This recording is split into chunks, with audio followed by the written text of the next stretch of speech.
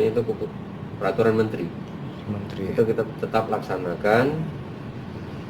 Di lapas rutan itu sudah dilaksanakan. Apabila melakukan pelanggaran, nanti akan kembali menjalani pidananya lagi. Ini kan maksudnya pemberian hadiah dari pemerintah karena COVID, jadi pulang lebih cepat dari waktunya. Terkait dengan COVID ini kita ingatkan kembali bahwa Anda adalah tidak bebas. Anda adalah diberikan katakanlah apresiasi penghargaan dari pemerintah untuk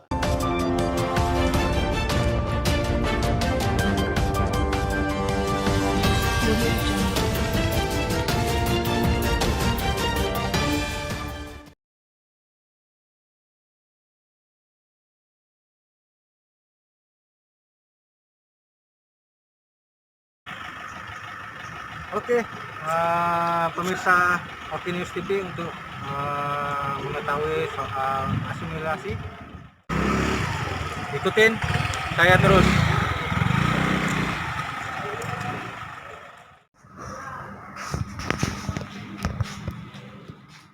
ya kan 3 bulan, ya kan.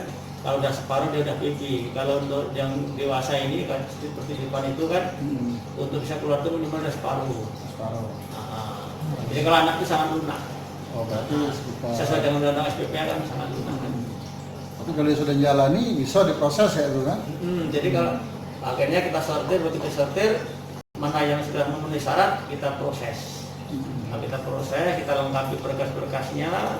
Kan berkas-berkas di dalam Permen 2020 nomor 10 itu juga diperlunak kan. Nah, akhirnya lengkap kita keluarkan. Kalau di sini orang-orang berapa, Pak? Gimana? Kalau di sini orang-orang berapa dikeluarkan? Nah, sebentar dulu biar nanti nyampe sana. Nah, kita keluarkan. Begitu sudah kita keluarkan, ya kan? Kita langsung laporkan ke jaksa dan papas untuk pengawasannya. Kebetulan kan di sini nggak ada yang denda, ya kan? Jadi kan langsung ke papas. Nah, setelah itu kita langsung input ke Direktorat Jenderal untuk diproses pembebasan bersyaratnya. Setelah asimilasi kan bersambung gitu kan. Nah, itu kita lakukan. Jumlahnya semua yang keluar dari sini semuanya 62. Berarti kalau dia sudah bebas, kalau tidak melakukan kejahatan berarti tidak masuk Ya, lagi kan? gini, arti gini. Mereka itu sekarang asimilasi, taruhlah asimilasi nanti separuhnya orang ini separuh ya kalau kan. Nanti PP-nya itu separuh. Mau separuh nanti jatuhnya di bulan tadi pun ada tadi yang kesini dari ya. Siapa namanya? Ada Sabinar. Kesini kan dia menjalankan berapa hari asimilasi, kesini lagi dia ngambil SK yang asli yang dari pusat yang untuk pembebasan bersyarat. Jadi resmi yang bukan nggak ada masalah COVID ini. Dia menjalankan asimilasi cuma berapa hari, kesini lagi udah dia untuk bebaskan. Nah, jadi ada COVID nggak ada COVID kita sudah tiap saat kita memberikan pemahaman baik itu melalui agama maupun pencara-pencara melalui istilahnya itu budi pekerti, melalui adab, melalui bagaimana kita hidup di masyarakat. Artinya kita udah kasih pemahaman terus. Tapi terkait dengan COVID ini kita ingatkan kembali bahwa Anda adalah tidak bebas.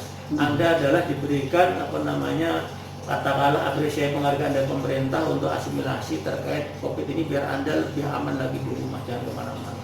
Artinya tidak bebas, namanya asimilasi. Kalau bebas berarti Anda bebas. Asimilasi itu Anda kapan bisa ditarik kalau Anda melakukan kesalahan melanggar aturan itu.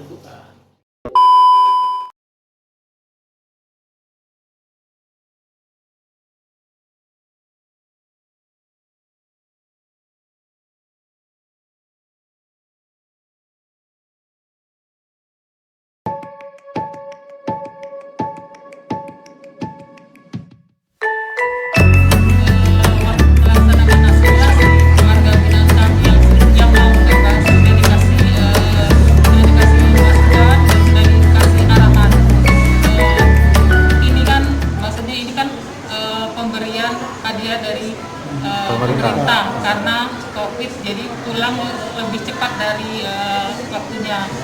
Jadi kami menekankan untuk mereka agar selalu berada di rumah dan tidak melakukan pelanggaran. Apabila melakukan pelanggaran pasti ada sanksi yang akan diberikan. Jadi untuk warga binaan kami sudah sebelum dibebaskan sudah kami berikan pengarahan. Sosialisasi terlebih dulu Bu ya. Iya, sudah dikasih sosialisasi terlebih dahulu.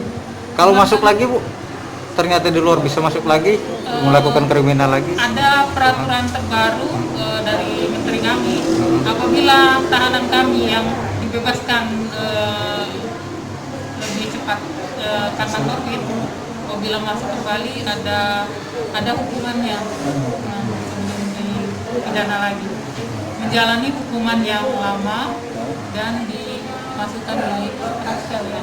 Raksel. Berarti sanksinya lebih berat Bu. Lebih berat lagi. Kami bekerja sama dengan Dinas Kesehatan Kota dan Provinsi kemarin melakukan penyemprotan di kamar hunian. Selain itu juga warga binaan kami yang sakit kami sediakan sel khusus yang Isolasi Bu ya. isolasi apabila menunjukkan gejala-gejala yang mirip COVID. Jauh ini Bu, apakah ada warga binaan khususnya di lapas sini yang terindikasi COVID-19? Alhamdulillah belum ada karena kami sudah memutus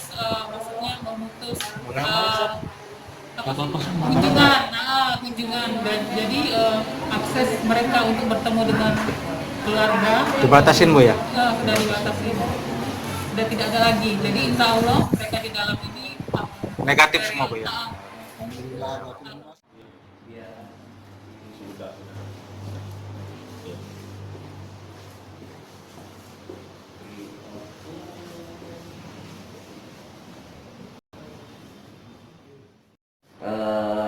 Balai Pemasyarakatan itu tugasnya memberikan pembinaan bagi warga binaan pemasyarakatan yang ada di luar lembaga pemasyarakatan maupun rutan. Karena pada intinya pembinaan itu ada dua, pembinaan di dalam lapas rutan dan di luar lapas rutan. Jadi tugas pengawasan dan pembimbingan, karena mereka juga masih punya kewajiban wajib lapor secara hukum kalau untuk bebas bersyarat itu kepada jaksa selaku eksekutor, kemudian secara pembinaan di luar lembaga pemasyarakatan kepada para PK Hapas. PK itu peneliti kemasyarakatan dari Balai Pemasyarakatan. Caranya selain mereka lapor, petugas juga punya kewajiban untuk home visit, mendatangi ke rumah-rumahnya. Namun demikian dengan adanya wabah COVID-19 ini diupayakan dengan cara online. Diupayakan mereka dengan HP bisa video call atau telepon atau dengan WA. Yang penting bisa mengetahui keadaan yang bersangkutan. Dalam pembinaan di luar itu juga dimonitor bagaimana kegiatan-kegiatan sifatnya kepribadian, umpama Islam ibadahnya bagaimana, terus kemudian pendidikan bagaimana, punya kebiasaan membaca koran dan sebagainya, itu dari kepribadian.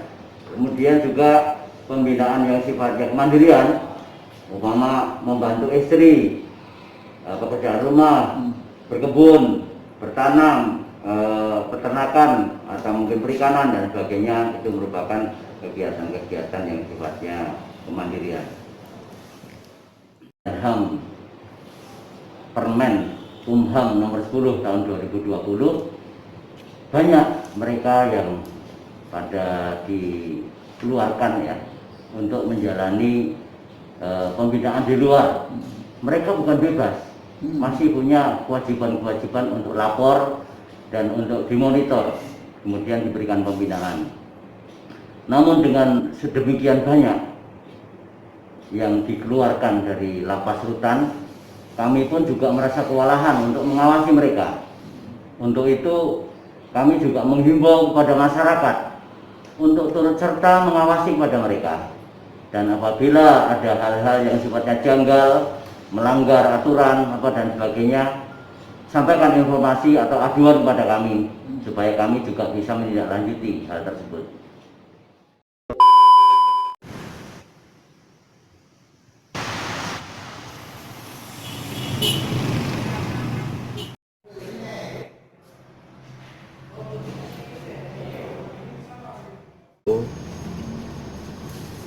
kita selaku pelaksana di daerah ini tetap mematuhi namanya itu peraturan menteri.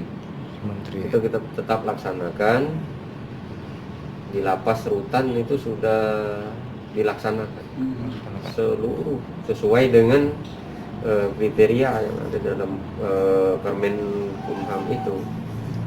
Jadi siapapun napi atau anak itu kalau sudah 2/3 jalani ya kita bebaskan.